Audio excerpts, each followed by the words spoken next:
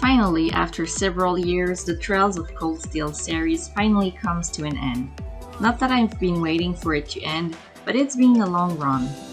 An enjoyable one, but a long run regardless. Over the course of the 4 games, I've spent over 400 hours on the series. Trails of Cold Steel 4 is the last entry in the series, the awaited conclusion of Green and Class 7's adventures. It's also probably the best in the saga as it culminates all the best of the series under one game. If it's not clear to anyone new to the series by now, you should not play this game if you haven't played the first 3 games beforehand. Although you don't need to play the whole series like Trails of the Sky to understand the story, you still need to at least play the other Trails of Cold Steel games, or you won't have a clue what's going on. The Trails series is very heavy on story, and the 4th title is a direct continuation of the previous game, so you should definitely start with the first one to get to know all the characters, which remain the same across all 4 games.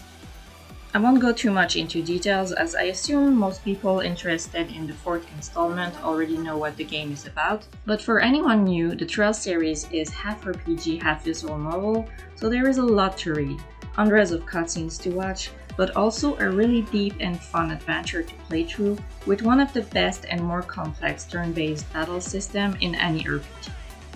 Cold Steel 4, just like the previous games, is a lengthy adventure that really makes you care for the characters, and you'll be glad to know there's around 20 playable characters this time around.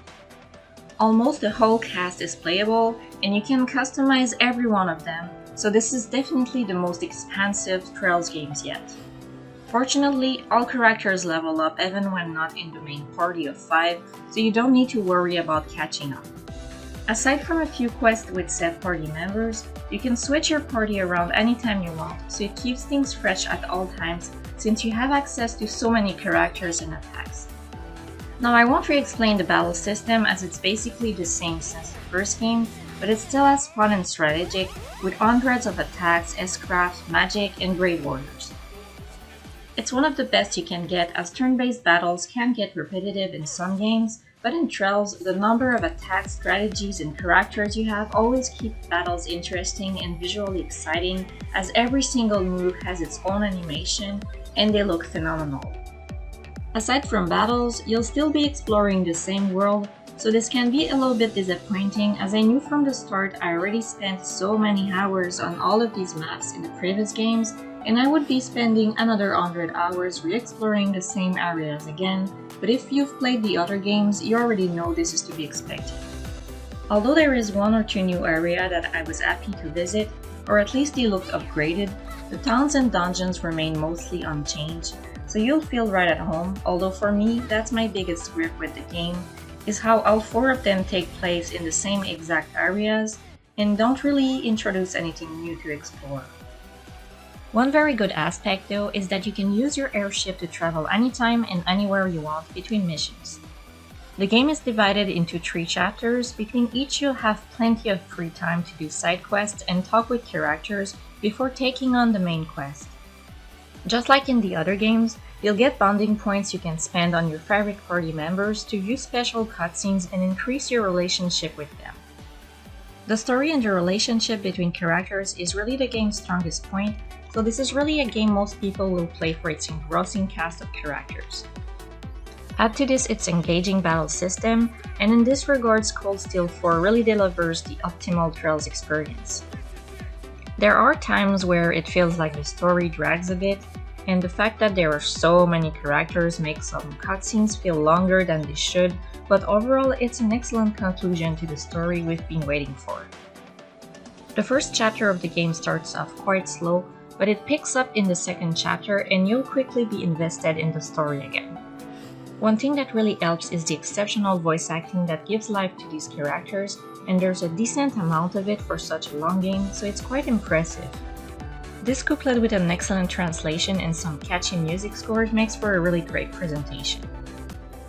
The only downside is obviously the graphics. Although the characters and animations look awesome, the outside areas look quite bland and basic, and still look like they belong on the PS3.